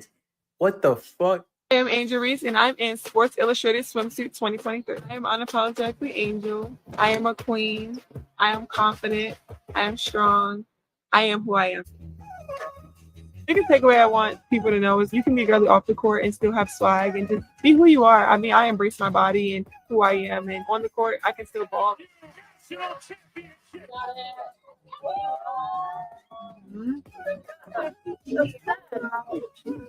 I'm 6'3". I work out a lot, so I mean, why not show it? When I go to the beach or go to the pool and everybody looking, it's like, damn, you sexy girl. Okay. So wait a minute. Wait a second. Wait. Hold on. So you're over here in the post conference crying after you lost, crying that you've been sexualized, but in this video that I just showed you, you were the one that were exposing yourself to the public. You were doing that. And there's another video. I can't show it. I'm afraid we will probably get banned or get in trouble if I show this video. But I didn't believe it. But there was a video of her actually getting her, I don't know if you heard about this, of her getting her vagina mold. It was all over Twitter. She actually had her vagina mold, like a sculpture of her actual vagina. And she put that on display as well. So you are getting half naked on TV. You go on social media, displaying, your vagina. You love all the attention that you've been getting, people calling you sexy and all this other, stuff. All of that was fine and dandy when you were winning. Now that you lost, now you want to cry victim over it. You see, this is the stuff that I'm talking about. How we are constantly in soft, weak culture. People always want to play the victim. People always want to start crying. People always want to have handouts. People always want some type of sympathy when you are losing. When you're constantly, your back is against the wall. There's nowhere for you to go. Instead of taking accountability, you want to blame somebody else, or you want to play victim. That's what people do, and that is exactly what she did. You won last year. You won a championship last year. Now, obviously, you wanted to go back to back and you wanted to win again. Obviously, you don't want to lose. But instead of just taking your L like a champ, like you're supposed to, instead of congratulating your opponents, you decided to cry and you want to play yourself as a victim. And all this does is just makes you a hypocrite because you're trying to find a way out. I've been sexualized. The only person that sexualized you was you. That's what I have to say. Okay. Did you watch the entire press conference? Her whole time. I only watched most of it, but not all of it. So you watched. How many questions did they ask her? Oh, I don't know. I didn't watch all of it, so I don't know. So if I'm not mistaken, like not one time in that clip that you played where she shied away from accountability. Like, so what's this? Oh, like instead of taking a loss, an L like a champion, like what like where did that come from? The whole thing about being sexualized should have never have been said. Why not? It should have never. She had, Why not? because she volunteered herself into doing that. Okay, so but what does that have to do with her not taking the L? It has everything to do with it. Why are you mentioning that in the press conference for? I don't know. To play victim. That's why. I'll answer it for you. To play the victim. That's why. To play victim for what reason? It's not like to play victim for what reason? What reason? Why? What is the reason for her to play victim? You saw the video. I saw the video. Okay. If you saw the video, what is the reason for her to mention that she's been sexualized when that is a lie? So you have no idea what the sexualization is. If you think that she's upset that people call her she's beautiful, she's sexy, or whatever, you think she would be upset with that? Of course she's not, because she won that year. Okay, no, not about year or anything like that. If anyone went up to her and tell you that she's pretty, no, she's not going to get upset with that. Clearly, she's talking about something beyond that. Now, she didn't elaborate, but I guarantee you that the comment that she's gotten probably lean more in line with, oh, you're like something like probably you're not concentrating on your game. All you concentrate on. No. Listen to what I'm saying. That's not me being sexualized. No. It absolutely is. It absolutely is. Anything that has nothing to do with her game, that is not a compliment, that has to do with her sexuality, is sexualizing her. Or and I don't want to even go even further than that either. I'm only going PG. I don't want to go X-rated, because I guarantee you she's probably gotten that too. I refuse to believe that just because a bunch of men and some women call her sexy or beautiful, that she's gonna be upset about that. I don't believe that for a second. I don't believe that for a second. When you decided to post a mold of your vagina to give people a portrait of what your vagina looks like, all bets are off after that point. So let me ask you a question. Let me throw a scenario at you. So she does the whole vagina mold thing. Does that give anybody a right to say that they would rape her? Nobody said anything about nobody said anything. Nobody said You know, anything about committing a it- crime. no. That because here's the thing, you don't know what she be seeing. That's the thing. All you look at is, oh, look at her. She's wearing a bikini. She molded her pussy. You know. Hey, She, tone, please. no. Stop. Let me finish. Like, she's doing all that, and you look at her and be like, oh, well, you know, she's sexualizing herself. Correct. If a woman, okay, but here's the thing though. If a woman goes out, she's dressing nice or whatever, she's looking attractive, and a guy decides to rape her, who are you blaming? The guy, of course, the guy. And the woman has no responsibility for that at all, right? But yeah, we're not talking about committing crimes here. Like, No. But here's the thing. You, like, again, I refuse to believe. Listen to where I'm getting at with this. I refuse to believe that her getting compliments about her beauty is why she's saying she's being sexualized. People just and you know, a lot of guys do this when a woman, and you know, and it's also funny, by the way, that we sit there and lament the sport of the WNBA because they're not because there's no sex appeal, and then when a woman who's gonna be in the league shows sex appeal, we get mad at her for doing that. No. I'm not mad at her about that at all. What I'm calling her out on is for you to claim that you being sexualized when you were the one that put yourself in that situation. But again, we don't know what she's referring to when it comes to sexualization. It's not just oh, you girl, you looking sexy or whatever. I don't think she would have a problem with that. So clearly there's something beyond that. You think it's something more? It has to be. Because does it make sense? Let's think about it logically. Does it make sense for somebody to claim to be upset about being sexualized when they're out there? They're clearly confident about how good they look. It don't make no sense. It makes no sense. So clearly there's something else that she look. Also, it could be that she's full of shit too. I'm not denying that.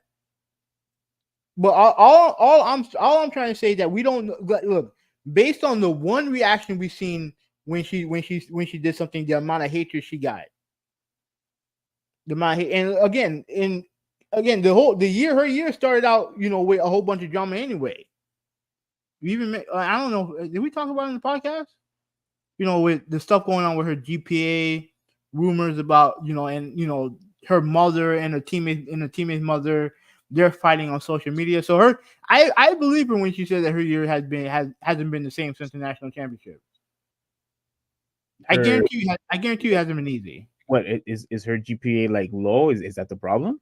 So what happened was she was off the team for a little bit, and it was speculated that was because of her GPA was too low. Okay, so then that means it had to have been below like a 2.0 then. It could be, but it was never confirmed. It was never confirmed. But I can believe it if she had issues throughout the year. I mean, she might be acting extra dramatic or whatever, but she came off a loss. That's precisely what it is. I mean, but she just came off of a loss. They're talking to her right after the game. I mean, it is what it is. Like, again, I mean, we might as well get to the Emmanuel Acho stuff now. Yeah, go ahead. All right, let me get to it. Okay, and then let me prop it up. And here we go. Here's this take. You can hear this, right? People divide them up a little bit more. Let me see. Hold on, let me see. No, I don't think I can. Angel Reese, you Oh, okay. Big bad wolf, but then kind of cry like Courage the Cowardly Dog. Because if you want to act grown, 100%. which she has, if you want to get paid like you grown, which you are, if you want to talk to grown folks. Okay, let me go to another video to see if I can get let me see if I can go to another video. Mm-hmm. So I do apologize, people. Yeah, I think they have it here. Because I mean, a lot of people went after him. A lot of people went after him. Yeah. That's true. Like Taylor Rooks, like she wrote a whole fucking essay on Twitter. Who did? Taylor Rooks. Oh. Okay. Yeah, she went in on him. Yeah, I know.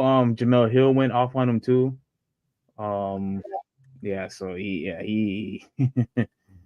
Oh my goodness. Okay, let me see if they have audio here. Let me see. Can you put the volume up on that one? Yeah. Acho, cater your take based upon race. Better? I don't understand that, but Yeah. Much better. Much better. It's fun to be the good villains. I mean, we're the villains, so it's so much fun. I mean, everybody wants to come and play LSU like every single night, and knowing that we have to come out there and lace our shoes up and play hard. Nobody's going to lay down to it. I'm about to give a gender-neutral, racially indifferent take. Now, if you want to say, well, Acho, cater your take based upon gender, Acho, cater your take based upon race, I will understand that. But I'm about to give a gender-neutral, racially indifferent take. Angel Reese, you can't be the big bad wolf, but then kind of cry like Courage the Cowardly Dog. Because if you want to act grown, which she has, if you want to get paid like you grown, which you are, if you want to talk to grown folks like you grown, which you did post-game when you told a coach for an opposing team, watch your mouth. If you want to tell people get your money up, then post-game when you take an L, you just got to take it on the chin. Nobody mourns when the villain catches an L. And Angel Reese, you have self-proclaimed to be the villain. Shout out to you, because you were the second best basketball player on the court, and it was not close. Outside of Caitlin Clark, it was you. 17 and 20, dog. Showed up, biggest game, second biggest game of your career. Absolute dog, but you can't, under any circumstance, go to the podium and now try to ask for individuals to give you sympathy. No one has sympathy for the villain. You painted the bullseye on your back. Why are you surprised when people shoot at you? So if you want to act grown, if you want to pose grown, if you want to talk grown, if you want to talk to grown folks grown, then you got to take the L like you grown. Because what frustrated me is when you want to be the villain, but you want to hope for sympathy like a hero. On the same. Okay. So let me address that. So you heard what he's saying. You pretty much agree with him. Oh yes. My thing is this. Not one time during her press conference where she asked for sympathy. Not one time. Now you may think that's what she's doing, and that's fine. Like, you know, if you want to think that way, that's fine. But she didn't ask for sympathy. All she did was convey to people that how hard her life has been since she won a national championship. That's it. And the problem is that people don't want to hear it because it makes them uncomfortable. That's what I think it is. They don't want to hear it. Mm-hmm. And the thing, even if it's true, they don't want to hear it because they're like, oh, they equate her cockiness and her attitude with the stuff that she's going through. That, oh, because you did this on the court, that means we're gonna shit on you and say all this stuff about you off the court. Some of it might be just, if it's on the court only, then it's fine. If you're saying, oh, you suck, you had a bad game, that's fine. But the stuff that goes beyond it, we don't want to know about it. Okay. All right, but moving on because there's more Episode to of it than Speak. that. Joy Taylor spoke. But FY, shout out to Around the Association. This is where I get the video from. And then Joy Taylor, who's on the same show as Acho, she gives her take on the whole situation. Oh, I'm actually interested to Greatly see about the challenges faced by Angel Reese while addressing the influential components of gender and race in this matter. I'll say this. I really enjoy villains. I like villains. I like villains more than most. But why is she a villain? Because of what she does on the court? She said she was. Who made her the villain? She said she was the villain. Self-proclaimed. Who made her the villain? Because someone made her the villain, and it wasn't her. She was being herself and bragging the same way that all athletes brag when they win, when they hit a big shot, when they do this. I've seen it a million times. But we don't talk about them the way that we talk about Angel Reese. So it's very easy to say that we're just going to eliminate the fact that she is a young girl and eliminate the fact that she is a black girl and eliminate the fact that she's an unapologetic black girl. We can take all that out. I love playing the we don't see color game. We don't see gender game. Let's do that.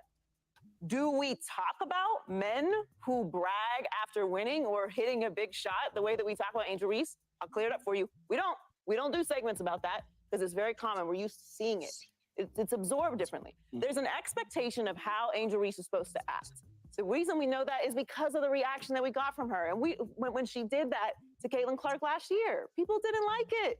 Men do that all the time. Joe Burrow, we could pull up so many clips of men doing this, and this, and this, and this, and this. What about the? We ask for a lot of authenticity from players. Mhm. We ask for the real. We ask for emotions.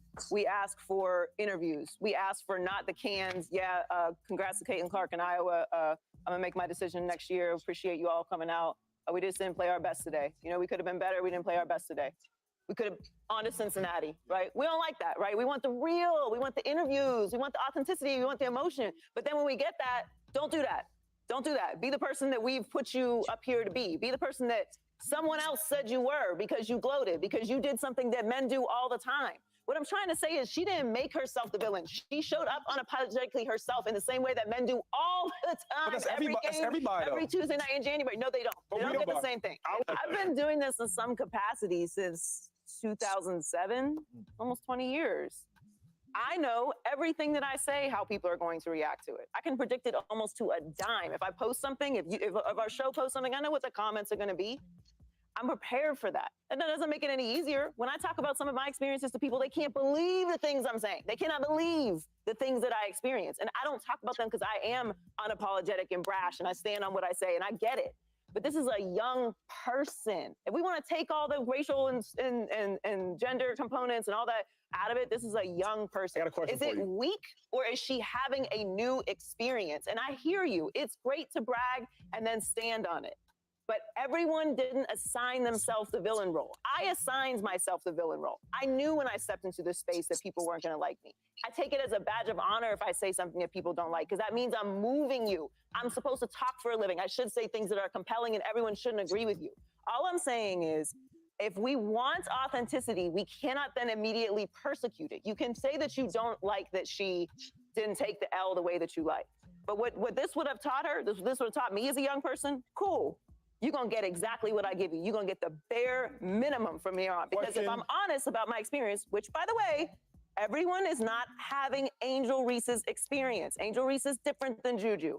Angel Reese is different than Caitlin Clark. Cut the crap. When you are in this in a space when it comes to the sports world, nearly everybody is going through the same thing, especially if you're a popular player.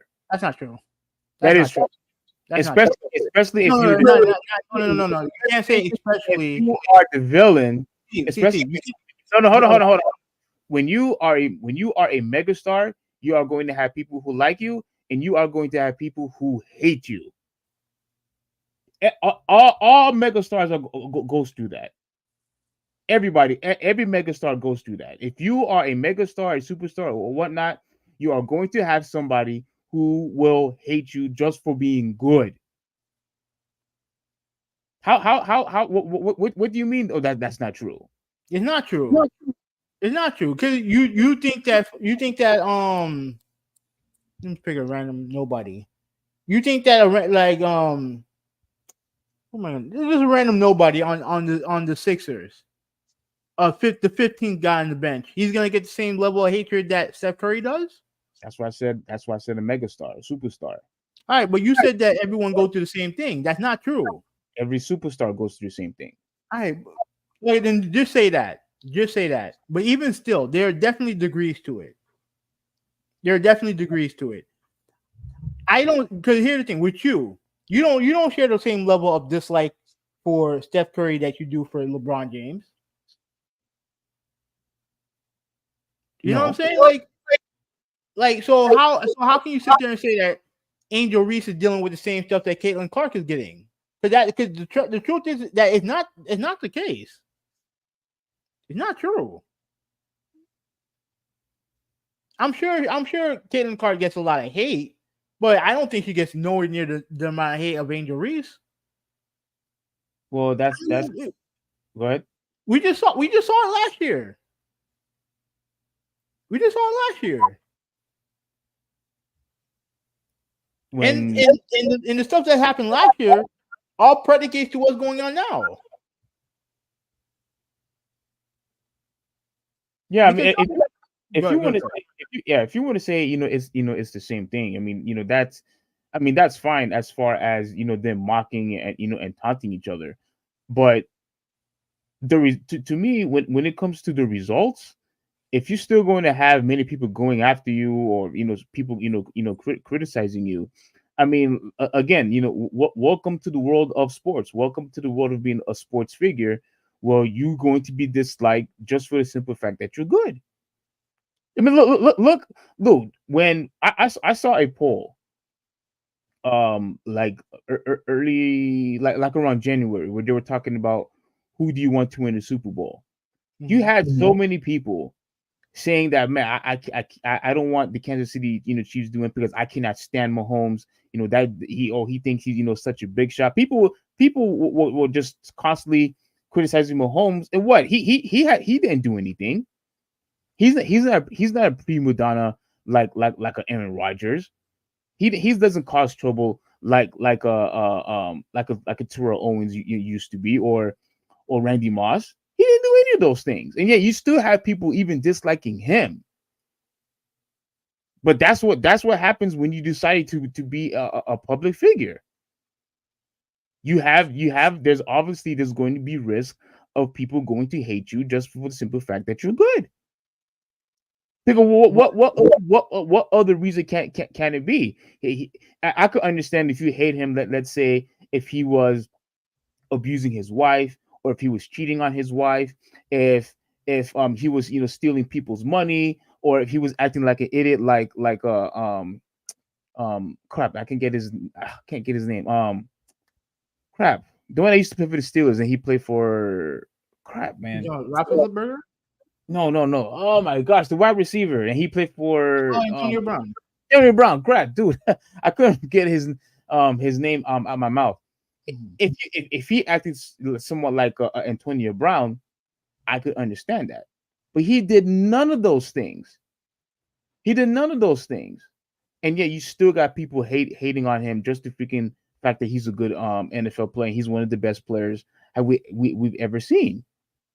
So unfortunately, this stuff happens to all megastars, superstars, and all stars. Like, unfortunately, it is what it is. When you're that good, you're gonna have people who hate you. Let me push back on that a little bit. Now, she even said it herself that when she said in the villain thing, that she's embracing people wanting to beat them. She embraces the villain role because they had so many people who want to beat them, because they're the national champion and they're very good, and she's very good. Mm-hmm. The thing is that obviously you're gonna always have people who dislike you because you're winning. That's what happened with the Patriots.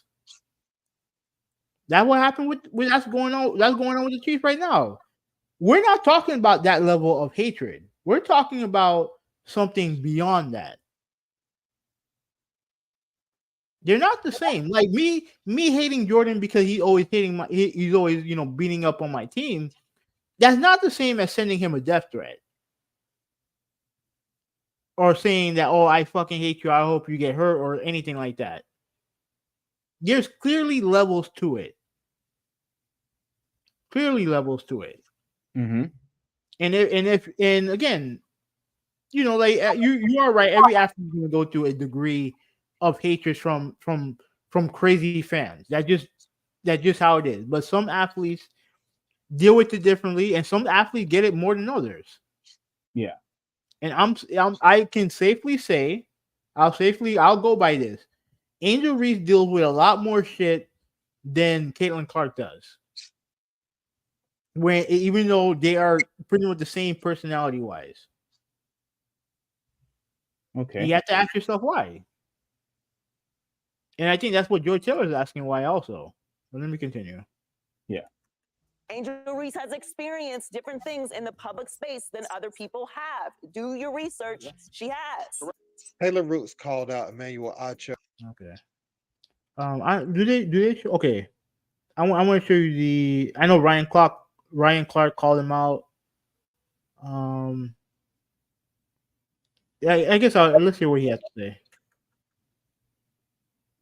And race, because in a black woman's world, we do not have that choice. I hope you realize your luxury and privilege by being able Oh to wait, say oh what you this said. okay. This is Taylor For Ruck. losing a game looks like her. Okay, Hopefully, colleagues. this is Taylor Ruck The because he disappointing wrote a thing about long essay over Yeah. this, and Oh, the guy's reading it right now. So we might as well listen to this. this Yeah. take is you actually can't have an informed opinion on this if you're choosing to be gender neutral and racially indifferent, because that is impossible. Her existence as a black woman shapes both how she is seen by others and how she sees the world, and in this case, how she is seen by you. Your response here is actually full of opinions that indirectly and directly involve both race and gender. It's just coded to unsuccessfully soften the blow. You have to ask why Angel became the villain. You have to ask why her role as villain has not allowed her to also be human. You have to wonder why her being asked a question and simply answering has led to this level of discourse. You have to ask what you mean when you say Angel wants to talk grown or pose grown. What is grown a substitute for? You have to ask why trash talking, a practice many athletes engage in, is seen so much harsher when it comes from someone that looks like her. You have to ask how some of the ideas you express fuel the fire of the aforementioned marginalization. You have to ask why you heard her discuss unacceptable treatment and your reaction was to discuss how she can't address it. And I have to ask if you spoke to any black women athletes about their experiences in order to give a more enlightened take before you came and said this. Angel has absolutely made herself a public figure and she should be open to criticism pertaining to her game and persona. She should also be allowed to express when those criticisms are out of bounds. Why did you cling to her reaction as opposed to the vitriol that has caused it? She certainly does not deserve sympathy for losing a game. She deserves sympathy for being attacked and targeted for things outside of said game. As much as you believe this to be a take without bias, your reasoning proves the point you are fighting against. Opinions are opinions, and everyone is entitled, but our opinions are shaped by the paradigms we know. I hope no one says they're taking out gender and race, because in a black woman's world, we do not have that choice. I hope you realize your luxury and privilege by being able to say what you said. I hope you look around and notice the people that have delighted and applauded seeing a black man get on television and give this opinion on a young black woman, because it's not for the reasons you think. That's my take.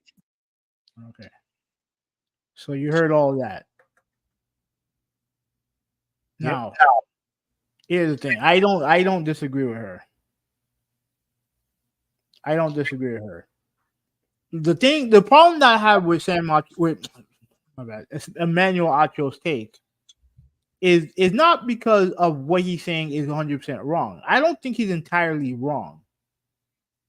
The problem is he tried to code it in a way to make him sound smarter when in actuality all he did was make himself look like a dumbass in the process. Really? Yeah. If you want to sit there and say, "Oh well, you have to stand on you're going to be a target no matter what you do, no matter your thing, because of the bravado that you bring out to yourself, that's naturally going to bring more people hatred towards you." Like if he had said something like that, then he would actually be right. He might still get criticism, but I would actually agree with him more, because if you are more boisterous, I said that wrong, but if you are more cocky, if you are more arrogant, if you are more if you are more full of yourself, you're going to get more criticism. You're going to get more backlash. You're going to have more people hate on you. That's 100% true. And I think that's where I think Acho was trying to say, but you can't take out the fact that when she's black and she's a woman, and that not have any impact on your take, because it clearly did. It clearly did, and Taylor Brooks is calling him out on it. And again, like, I get what he's trying to say. But the way he said it, this made him look dumber, even though and that's the problem that I have with Emmanuel. Right? He's a smart dude. He really is. Okay. But there are times when he tries to sound smart, with a take, but ends up sounding stupid in the process. And the main thing that he does it with is with Justin Herbert. Now he's one of those dudes who actually is a fan of Tua. The problem that I have with what he does is that in order for him to praise Tua, he has to trash Justin Herbert. And I don't like that because my thing with Tua is that he's my quarterback. I'm going to support him. Okay. I think he's really good. It don't matter if Justin Herbert's better. I don't care if Justin Herbert's better. He don't play for my team. And as you can see, don't matter how good your quarterback is, if everyone else around you sucks, or if the defense if the other side can't do nothing for you, you ain't going nowhere. But with him, he always had to find a way to try to do it, to try to trash Herbert intelligently with big words and all the other metrics and all the other bullshit. Just say, bro, when all you have to say, yo, I think Tua is a winner. I think Herbert needs to learn how to be a better leader. That's all you have to say. That sounds a lot more like what Stephen A does. You only use big words just to use big words to compensate your stupidity. But yeah, go ahead. Well, yeah, I mean, I don't think he's stupid, but he does have stupid takes from time to time. So I get what you're saying. Yeah, but like in this case, I understand what he's trying to say. The problem is that you can't sit there and be like, "Oh, I'm going to give a gender neutral take." It can't be that, because I guarantee you, a lot of her hatred is because of her gender, because of her race. I do believe that. Even if you don't believe it, I believe it. I do believe it. But her everything that Angel Reese is because of who she is, because of her gender and because of her skin color. It shapes who she is, just like it does for all of us. So you saying, "Oh, I'm going to give a gender neutral take just for the sake of just say what you mean and mean what you say. You don't have to fucking go all crazy about, oh, I'm gonna try to be smarter than everybody else and then look like a dumbass and you have everyone else calling you out on your bullshit. Just mean what you say. I mean, you still get shit for it, but at least you won't have this whole thing with people coming at you and all the other shit. I mean, part of the pivot. Go ahead. I hear what what you're saying, but you also have to take into an account when you are causing drama by taunting, or if you were embracing being the villain, if you're mocking people, or if you just want to start acting stupid like Draymond Green, people are going to recognize you as someone who just they just don't like seeing in the public eye. And we've seen that we've seen guys like how you don't like Patrick Beverly. We always talk about Patrick Beverly, and I have always said to you, why do you think a guy who doesn't even average 10 points a game gets talked about in sports media all the time? And you said something along those lines of, well, he act like a maniac on the court, or something you said. I can't remember what you said verbatim, but something to that effect of, when he acts like a moron in the court. Yeah, people are going, it attracts people, and people are going to talk about that, and either people are going to like it or hate it. We've seen that with Draymond Green, a guy who he's a great defensive player, but offensively, to me, I think he's trash. But yeah, he still gets talked about. Why? Because he acts like a buffoon in the court. When it comes to Mrs. Reese, Miss Reese over here, I don't think she would have gotten all of this media attention if it wasn't for all constant mockery that she's doing against the opposing team.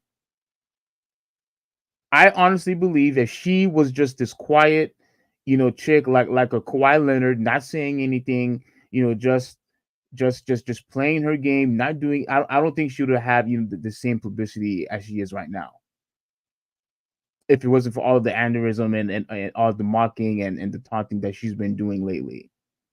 If she had done none of those things, I don't think she would have had that much recognition. She would get talked about, yes, but I don't think she would have become, that big, star, because personality still matters.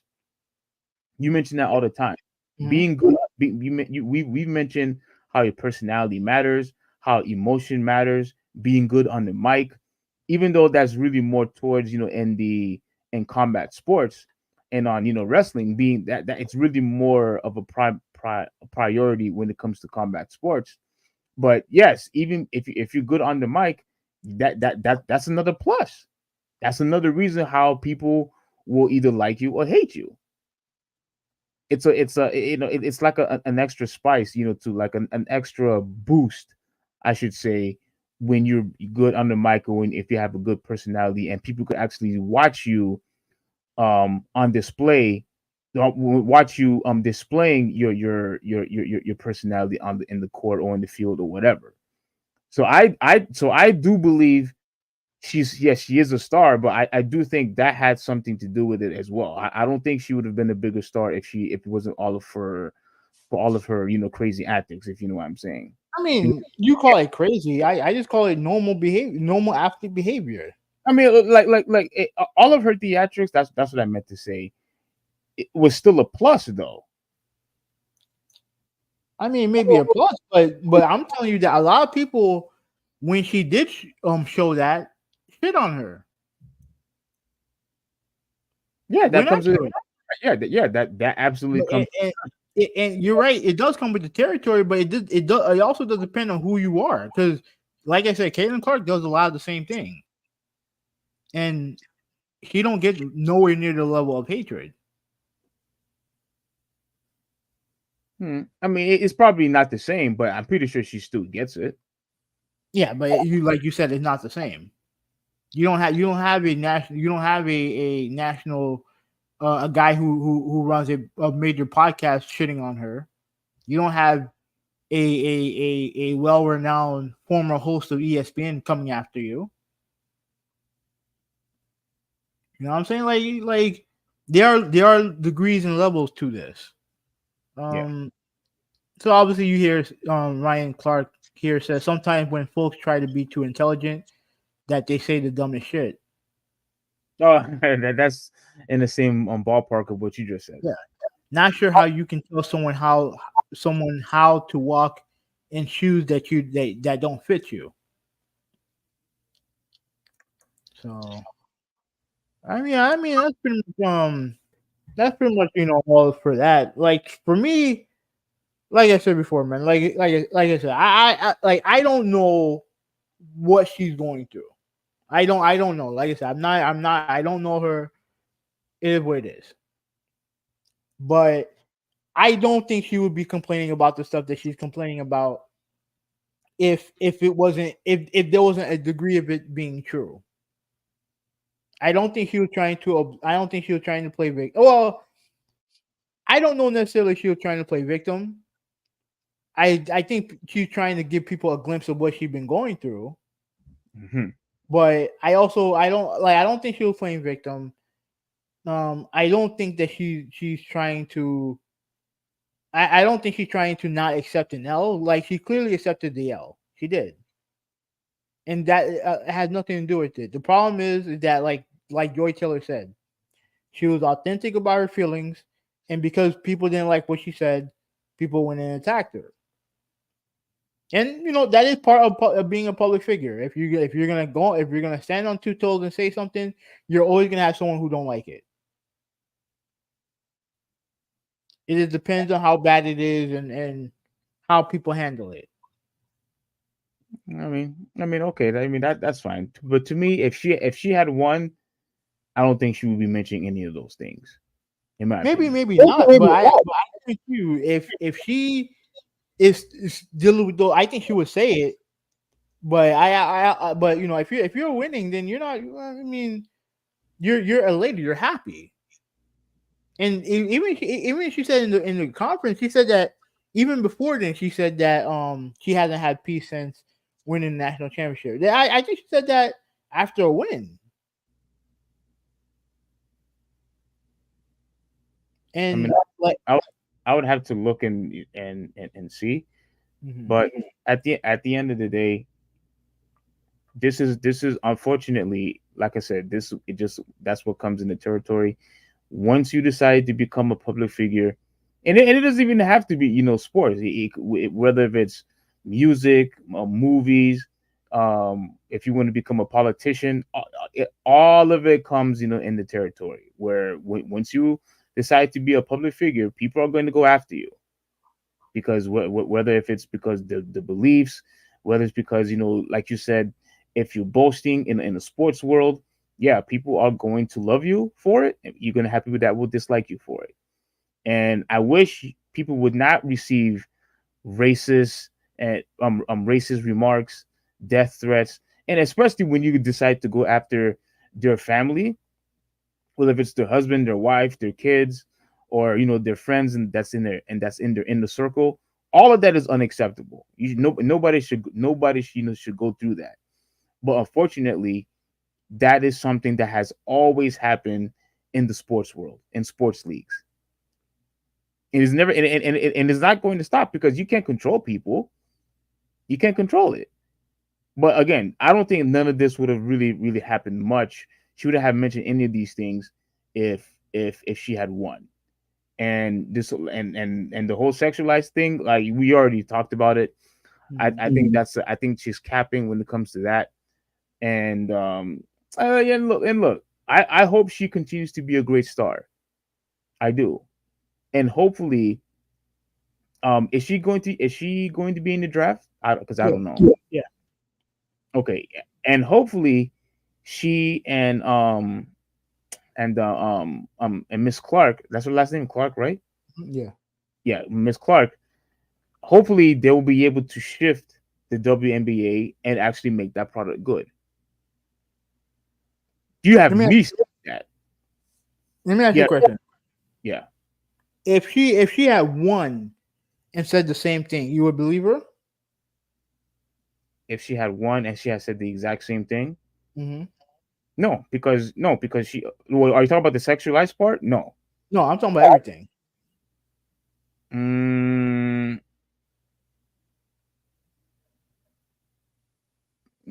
probably not.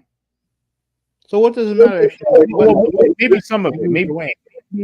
Maybe some of it, but not No, but not all of it. Because we already have when it comes to the sexualized part anyway. okay, and look, we're not going to agree on that, but like I said, like we don't know what we don't know what the sexualization is. We don't know what it is, right? But if she had said this in the win, you're not going to believe her anyway. So why do you keep using the whole because you lost narrative? It don't matter. To you, it don't matter. You just don't want to. At the end of the day, you just don't want to hear it. That's just what it is. So you might as well just say that. No. I don't want to hear. To me, I don't want to hear people crying about this and that when majority of mega superstars what goes through that stuff anyway. Okay, but it doesn't make it okay. Hmm? It don't make it okay. I mean, look. I mean, most trash talking and criticism is invited anyway. You All right, but you you are death you, threat should not be. you are only Death talking. threat should not be. You are only talking about crimes. I'm not talking. I'm not talking about crimes. All You right, but talk. we don't know what she's talking about though. Because you're talking about like sexual assault and you're talking about death threats like that's not what I'm talking about. I'm But talking about. do you know that she mentioned death threats in her conference? She mentioned death threats. Mhm. So do you still believe her, or are you just gonna be like, no, I don't believe her? No, the death threats part. I mean, it's not hard to believe when it comes to that because almost every megastar goes to that anyway by All right, default. but it doesn't make it okay though. I It don't mean, make it okay. it doesn't make it okay, but we have to accept the fact that people are stupid. We have stupid people in this country, in this world. No shit. But when they do something stupid, that doesn't mean that we have to accept it. Yeah, I agree. I agree with that. I agree with that. All right. On that note, let's get out of here. Okay, I gotta get ready for work. Yeah. Torian, thank you for watching, bro. Whitney, thank you for watching. Where are we at? Ruben, thank you for watching. Nolan, thank you for. Oh crap! I got to get rid of it. Nolan, thank you for watching. Ryan Meadows, thank you for watching. Let me see. All right, that's it. Oh, Brian, thank you for watching as well. I forgot to like this tweet. I forgot to like this. Let me favorite this. Oh, Joe. All right, Joe, thank you for watching as well. I will I will continue my. I'm going to assume that Joe just got here. Yeah. Yeah. Right. But thank you guys for watching. Thanks for watching. Oh, my bad. I was gonna say thanks for No, watching. go ahead. Do your thing. Do your thing. Yeah. So we will continue on with the other topics. Unfortunately, we have to wait till Monday. But I'm definitely looking forward to it. And once again, I will keep you guys updated about the stuff that I have going on. I am going to start taking my channel, on a serious note. I got a couple of logos. Shout out to Dave. He helped me out when it comes to that. So I am gonna start announcing more videos on my channel, because obviously, there's a lot of things that I want to talk about that is not allowed to talk on here. So I'm definitely looking forward to it. Hope you guys could support me on over there. And that was the other announcement I wanted to make earlier on, but we kind of got sidetracked with WWE and everything else. So everything will be posted on here. Everything will be mentioned. I'm definitely looking forward to it. But anyway, Hoovy has to get out of here. So with all that being said, give us a quick like and share to anyone who who loves to watch sports. This is the Traditionalist 101 signing out, and have a good one. All right. Hoovy 186. See you guys later.